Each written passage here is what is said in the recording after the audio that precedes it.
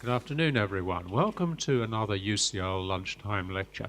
My name is Richard Bartwick-Pawlikowski. I'm the professor of Polish-Lithuanian history at the School of Slavonic and East European Studies at UCL, and it is my great pleasure to introduce my CEAS colleague, Dr. Udo Grashoff. Dr. Grashoff was originally a biochemist, but decided to do a PhD in history at the University of Leipzig, where he then went on to teach contemporary history until he became the DARD lecturer in German history at CEAS. Now, DARD is the German Academic Exchange Service, which co-finances this position. Now, Dr. Grashoff's research includes such taboo subjects as squatting and suicide, and these contribute to the fringe network of offbeat, crossover, interdisciplinary research projects, which are so ideally suited to the area studies context of the School of Slavonic and East European Studies. And it is in this context that Dr. Grashoff is going to speak to us this afternoon on the death of others, suicide in the German Democratic Republic. So a warm welcome, please, for Dr. Udo Grashoff.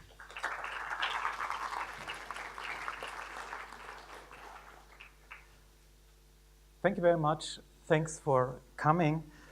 I would like to speak today about one of my main topics of research. It's a taboo topic, and at the center of every taboo topic, not only of this taboo, there is a shocking reality. And in the case of suicide in the German Democratic Republic, the shocking reality was the suicide rate. And as this diagram indicates, the GDR not only had one of the highest suicide rates in the world, the rate was also, as this chart demonstrates, consistently higher in East Germany than in West Germany. So you see the triangles, this is the suicide rate of the German Democratic Republic, the East Germany, and the crosses the suicide rate in West Germany. And this consistent difference aroused suspicion that the political system, so the communist dictatorship, as opposed to Western democracy, might have caused that difference. And this issue was taken up by a West German filmmaker who produced the film The Lives of Others. The film became a box office hit around the globe, which is illustrated by this Russian poster. The film was awarded an Oscar for Best Foreign Film and other prizes. And suicide is part and parcel of the plot. One of the central characters of the film is playwright Dreimann, in the red circle. Dreimann is loyal to the state in the beginning of the film, but then turns dissident. And this happens after the suicide of his friend, the theater director Albert Jerska. Jerska had been blacklisted for many years, and Dreimann had unsuccessfully argued his case.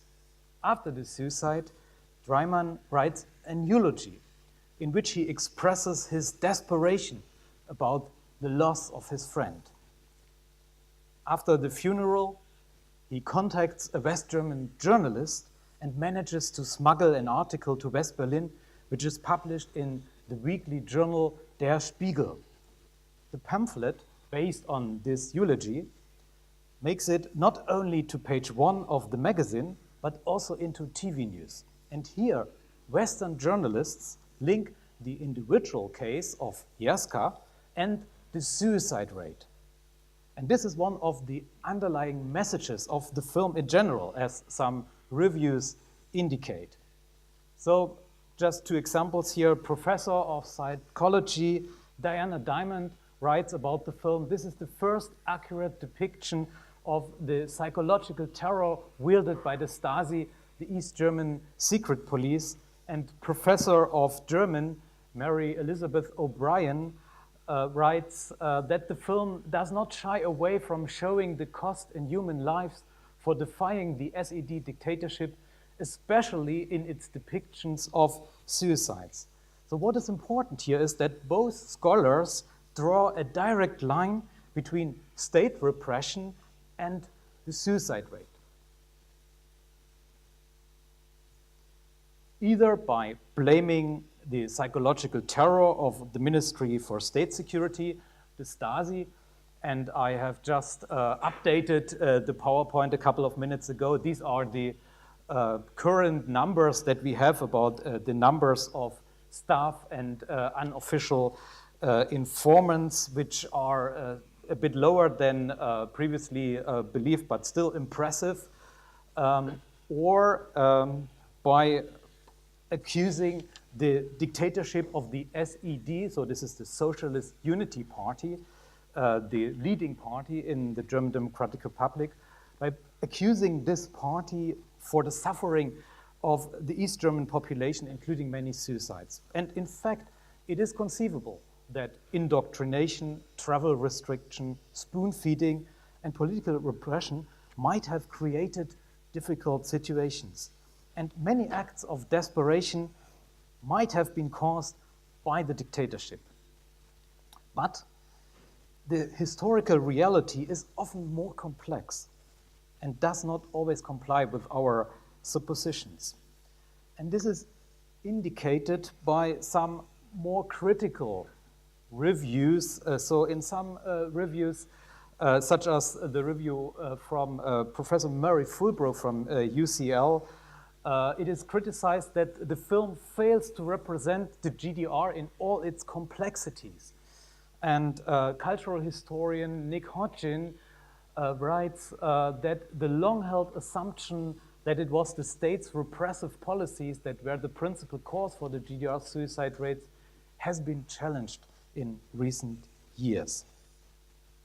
And this is the moment when I have to plead guilty because it was me who challenged the supposed correlation of repression and suicide in the GDR. After many years of research, I came to the conclusion that the high suicide rate is not a result of political repression or lack of civil liberty, and also not a result of less favorable living conditions in a shortage economy.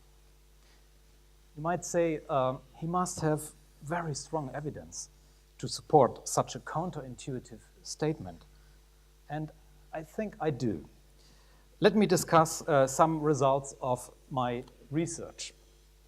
So it immediately suggests itself to begin a study on suicide and repression in a totalitarian environment with an examination of the situation in prisons. And that's what I did.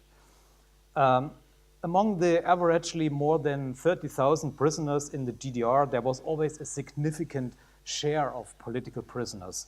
So the percentage was about 20% in the 1950s and 60s, and then still about 10% in the 1970s and 80s. These are estimates, and there is certainly a gray zone, as almost half of those crimes, which can be considered political crimes, were persecuted as so-called asocial behavior. But it stands to reason that political jurisdiction must have created difficult situations, hopelessness and despair. And from my research, I know a couple of examples. So the question is this also something which is relevant for the frequency of suicides in general? Those of you who have watched the film The Lives of Others might remember the interrogation scene at the beginning of the film. You probably remember the young man who knew about the escape attempt of a friend, which was considered a political crime in the GDR. And you might have asked about this young man and family father, how he might have coped with the fact that he had betrayed a friend. The film doesn't show that, but this scene that shows how somebody's will can be broken by psychological terror of a Stasi officer indirectly raises that question. So the question of a link between repression, interrogation, blackmail, and the suicide rate. During my research in archives, I managed to find evidence that allowed for the calculation of suicide rates in GDR prisons.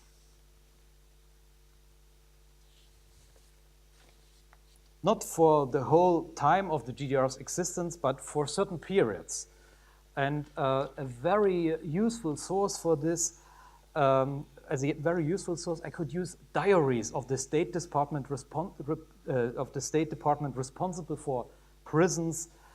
These were books with handwritten notes of all incidents in prisons. And by means of comparison with files from the Stasi and interviews with former prisoners, I could prove that these diaries are more or less complete. And this bar diagram shows you the result of my research. So, as expected, around 1960, so the time of forced collectivization of the agriculture in 1960, the building of the Berlin Wall in 1961, in that time, the suicide rate in prisons was actually 3 times higher, or almost 3 times higher, than in the population. But this difference disappeared in the 1970s. Sometimes there were even lower rates in prison than in the rest of the population. This was surprising. But the most staggering fact came from a comparison of suicide rates in East and West German prisons, so prisons in a dictatorship and prisons in a democracy. There was reason to believe that the suicide rate in West German prisons was lower. You remember the West had generally a lower suicide rate, and the living conditions in prisons, the treatment of prisoners was more humane in the West than in the East German dictatorship. This was at least my assumption. So, but this bar diagram, which covers the same periods again, and shows the red bars, prisons in East Germany, and the blue bars, suicide rate in prisons in West Germany. And below the definition of a suicide rate reminds you that these numbers are relative numbers, these are not absolute numbers.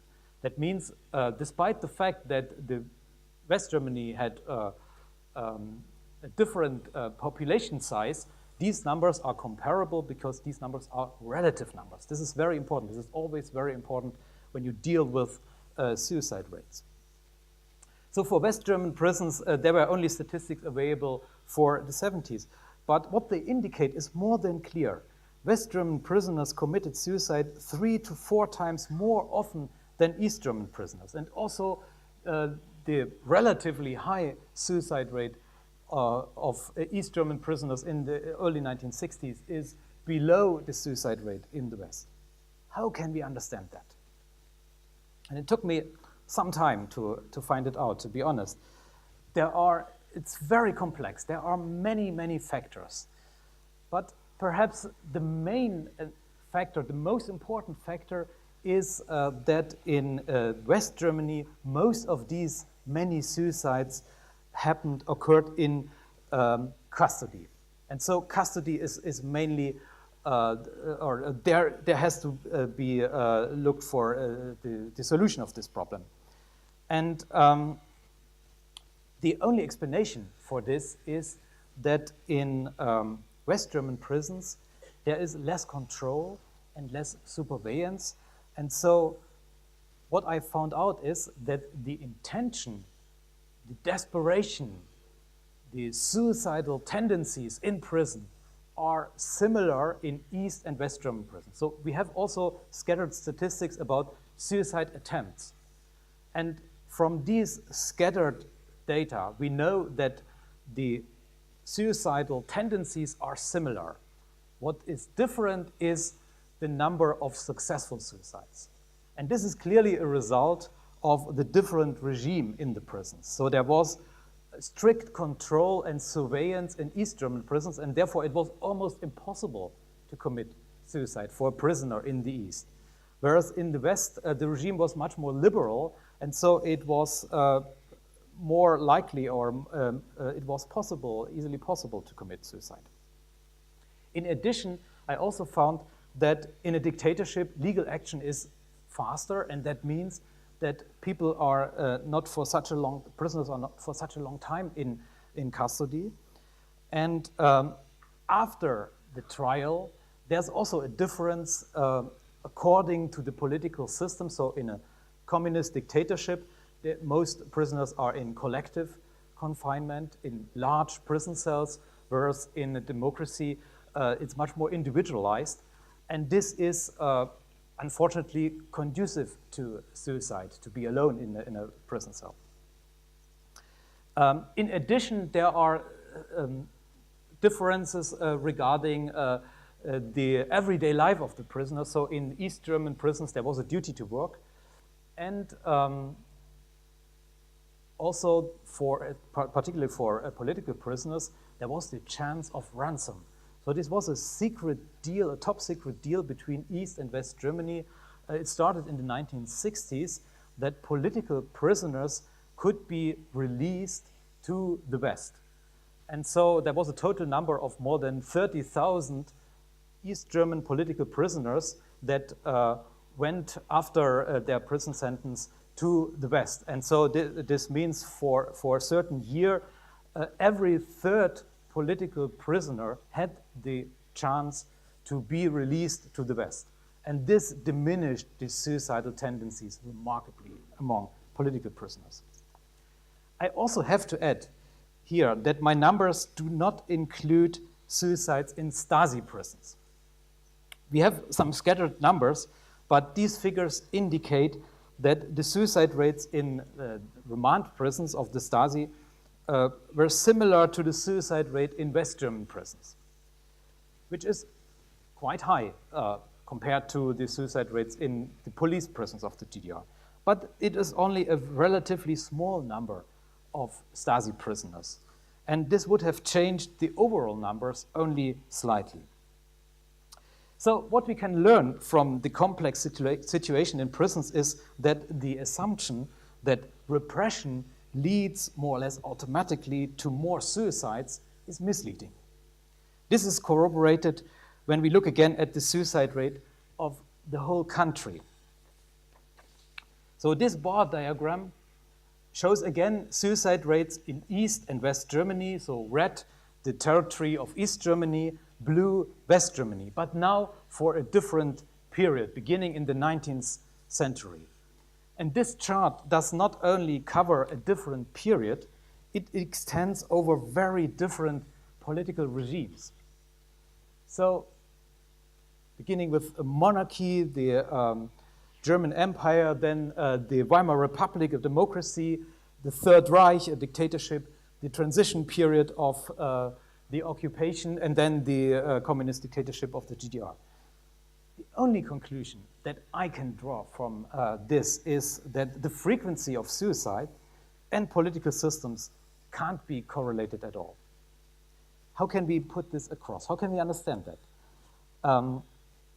That there's still this continuity of the difference between East and West. There must be long-term factors to explain the difference in German regions in the East and in the West. And I would like to emphasize three long-term factors. And the most important long-term factor, which is shown in this chart, is denomination. This is the most important factor to understand the difference. This is crucial to understand that the difference that was first observed in the 19th century is also important for the 20th century. Here, these are just 5 different parts of the German territory, including Austria as well, Prussia, Baden, Bavaria, and Württemberg.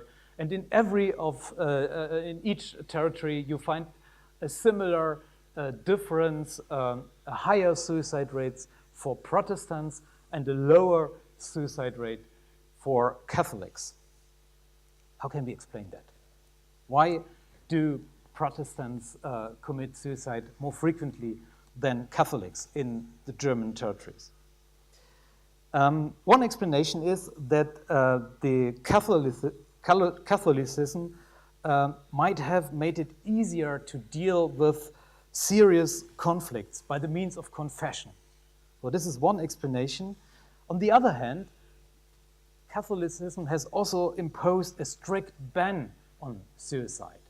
So on the one hand, there is a certain help from the side of the church, of the Catholic Church. On the other hand, there's also a threat from the side of the Catholic Church. There are some more explanations. There's also an explanation, a very classical explanation from Émile Durkheim, from the French sociologist, that perhaps also the social climate in Catholic region is slightly different. And this can be linked to two other factors. They are closely linked to denomination, and these factors are mentality and divorce rates.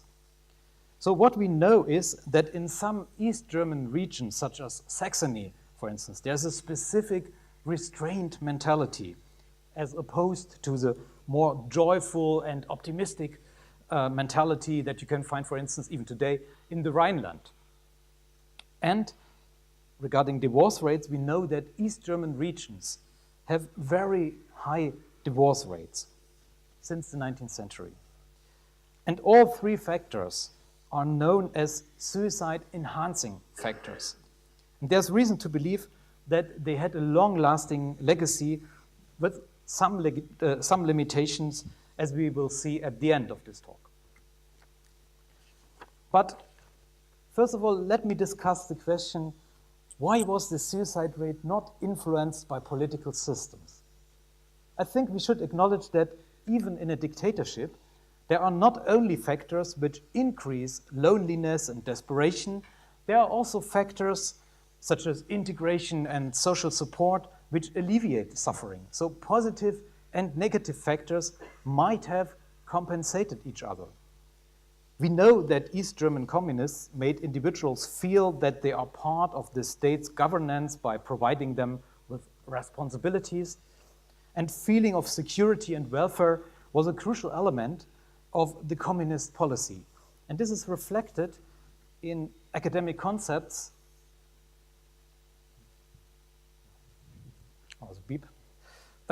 such as Mary Fulbrook's participatory dictatorship and Konrad Jarau's welfare dictatorship. And this ambiguity, which you can find in scholarly books, is rather missing, unfortunately, in the film. A closer look at the suicide of Dreimann's friend demonstrates that a somewhat one-sided image of the GDR correlates to an unrealistic view of suicide.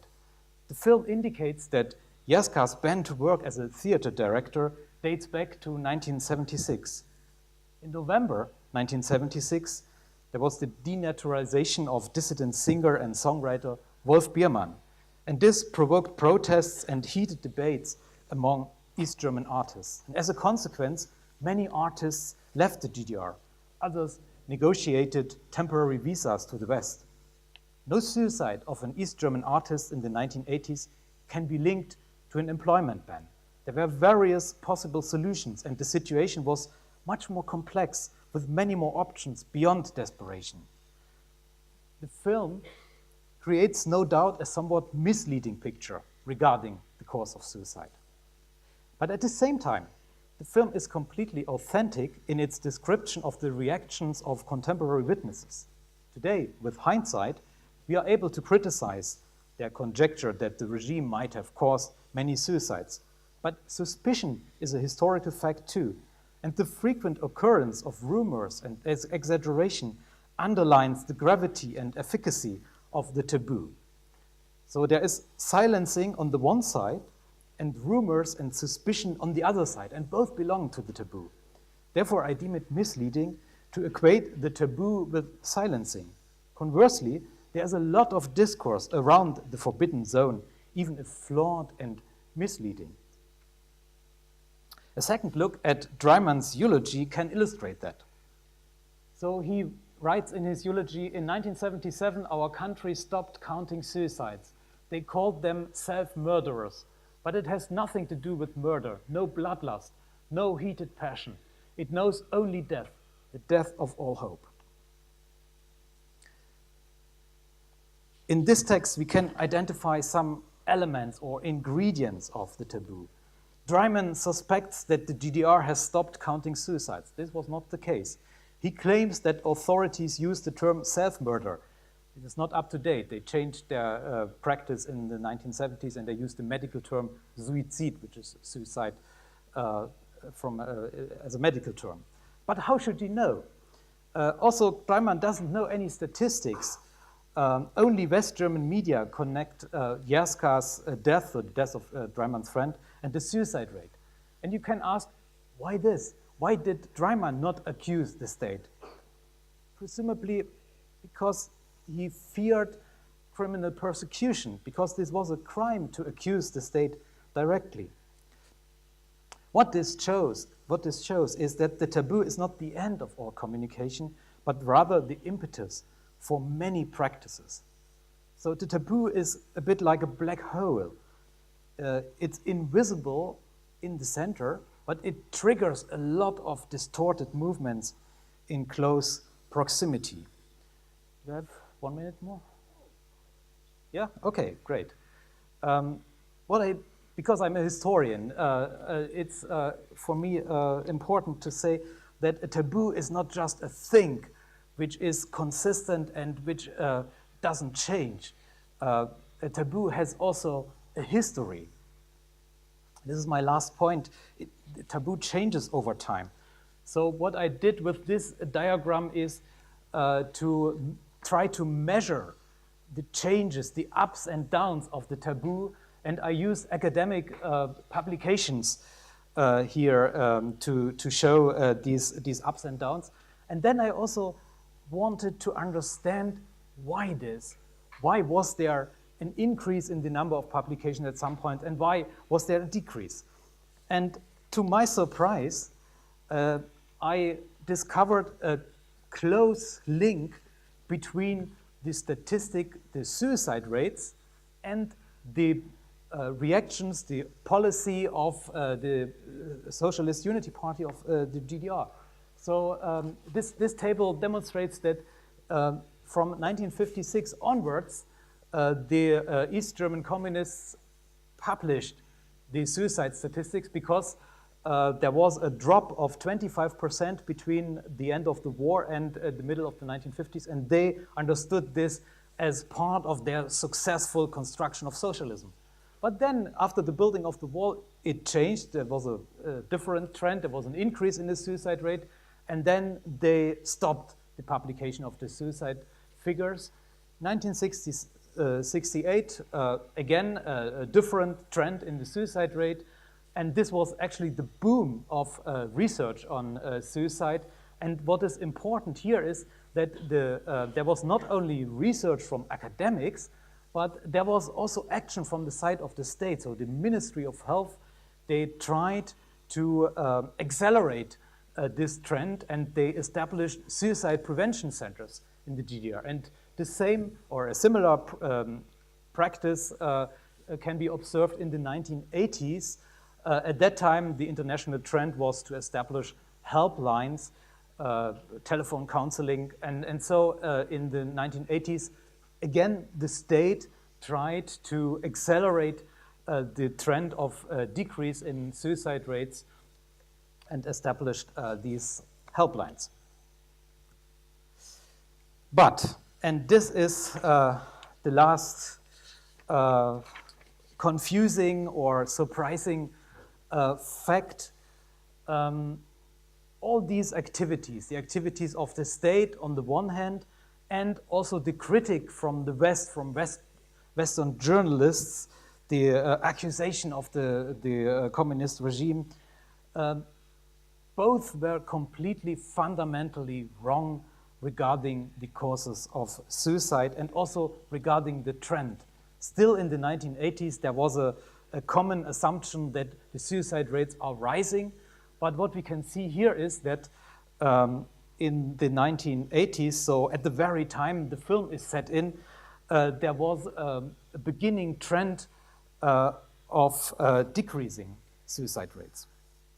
And this trend is, in my view, the most staggering fact about suicide in East Germany, because it's not understood. And so this is perhaps my take-home message for all the students here in the room. So there is still work to be done. And still there are open questions, and don't worry about your future. Thank you for your attention.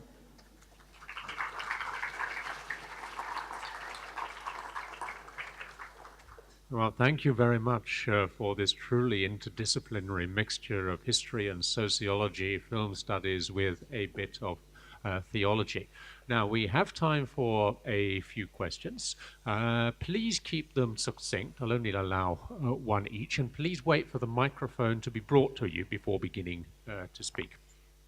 The lady towards the top.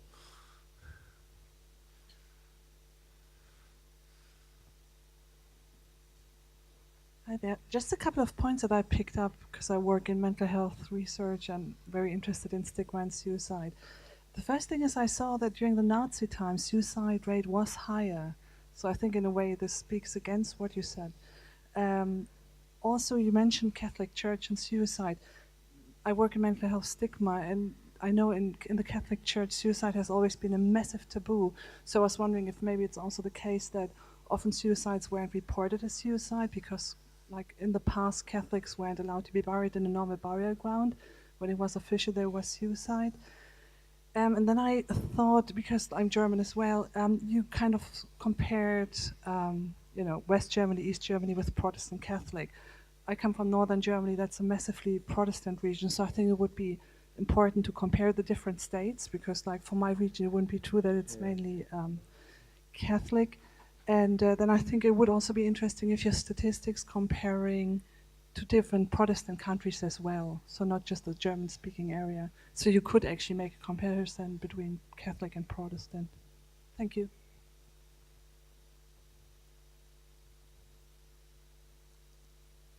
Okay, so thank you very much for your questions. Can I begin with the last question? So you are completely right. There are differences within West Germany as well. And this just supports what I said, because, for instance, we know that the highest suicide rate in West Germany is in Schleswig-Holstein, a Protestant region, and but still the suicide rate in Schleswig-Holstein is similar to the suicide rate in Mecklenburg, for instance.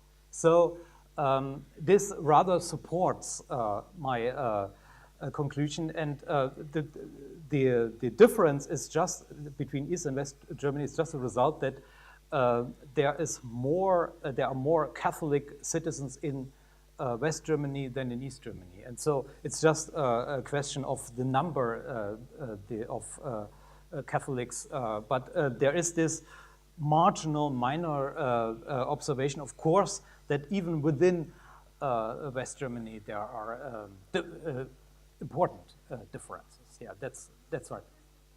Yeah.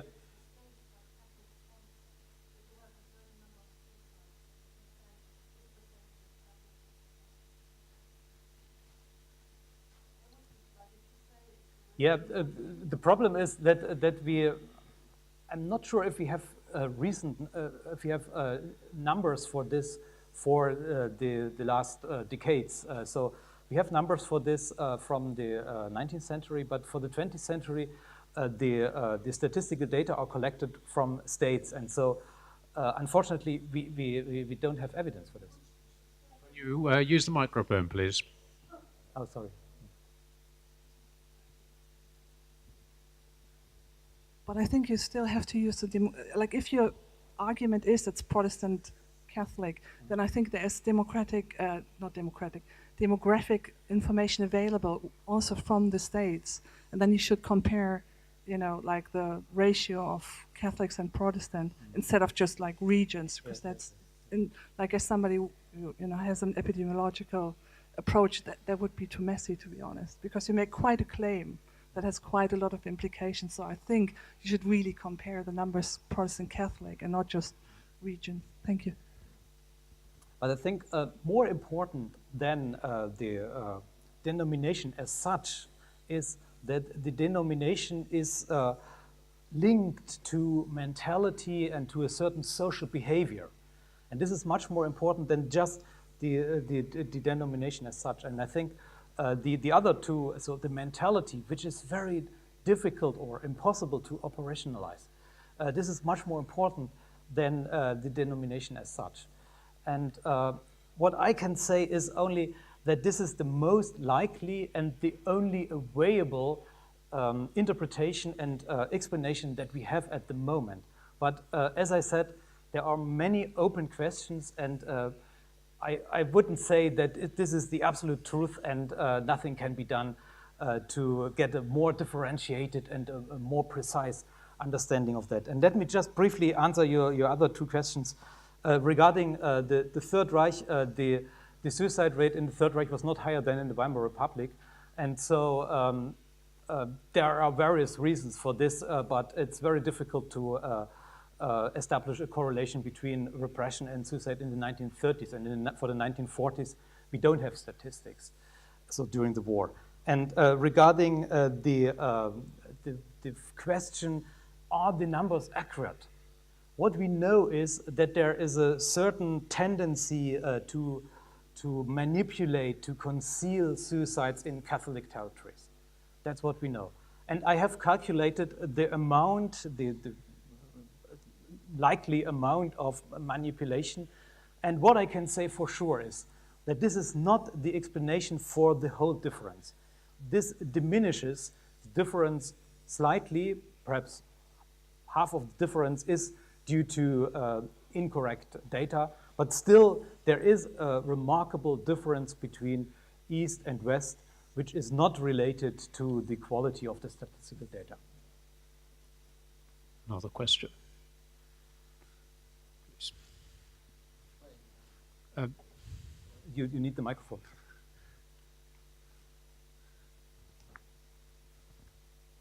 Yes, please. McLean, I'm professor of toxicology. What is remarkable is your emphasis on that one film. To what extent do we have information about the extent to which people have their knowledge and understanding of what happened in the DDR from this one film? Yeah.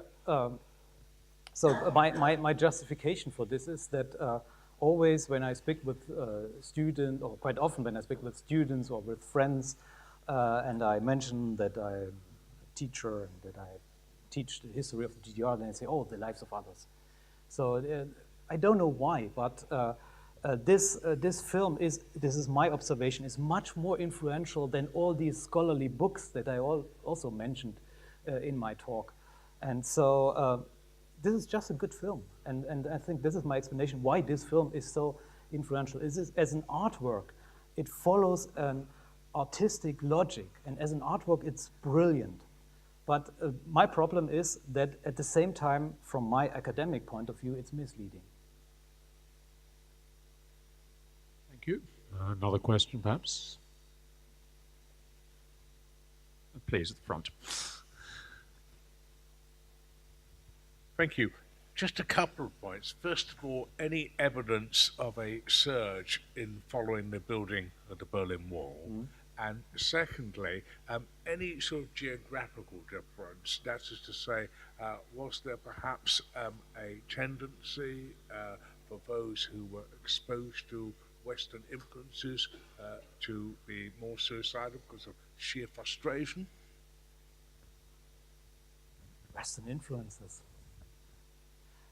For the last question, I don't have an answer, so I don't think so, but I just have no evidence. But I can confirm that indeed there was an increase of the suicide rate after the building of the Berlin Wall. And so this is something that I haven't mentioned in my talk, but for some very limited periods in the history of the GDR, there is a slight correlation between the suicide rate and a phase of repression possible, but only for a couple of months. And perhaps the most striking example for this is the building of the wall. So after the building of the wall, we have an increase in the suicide rate by 10%. And this 10% increase is not only the trigger of the suicide, the ban of the statistics, but it's also quite likely that, at least to some extent, this increase was really the result of the repression after the building of the wall. So again, it was not the building of the wall as such that triggered suicidal actions, but it was there was a phase of repression, of harsh repression, of political jurisdiction. There were kind of little concentration camps established after the building of the wall. And this severe repression, particularly against young men, this increase, and we can find it if we just differentiate the suicide rate. What I found is that for young men aged between 20 and 30, the suicide rate after the building of the wall was double as high as before the building of the wall. And so for this limited time of a couple of months, we can find a correlation between repression and suicide. But this does not apply for the suicide rate and for the high suicide rate as such. Yeah? Okay. Okay. Are there any other questions? Yes, one more then. Hi, yeah. East Germany is much more rural than West Germany. Do we have any data as to whether there were more suicides in rural areas than urban areas within states in West and East Germany? Not sure if East Germany was more rural than West Germany. What we know in general is that suicides are more likely in an urban environment than in a rural environment. And I would rather say that in East Germany there was a tendency of industrialization of the agriculture. And so not sure about the rural status of the GDR. I think the GDR was highly industrialized and modernized, and so I would rather argue the other way around. Well, thank you everyone for your stimulating questions and for coming to this lunchtime lecture at UCL. And please let us thank Dr. Grashoff for his excellent and thought-provoking lecture and those thoughtful responses to your questions. Thank you.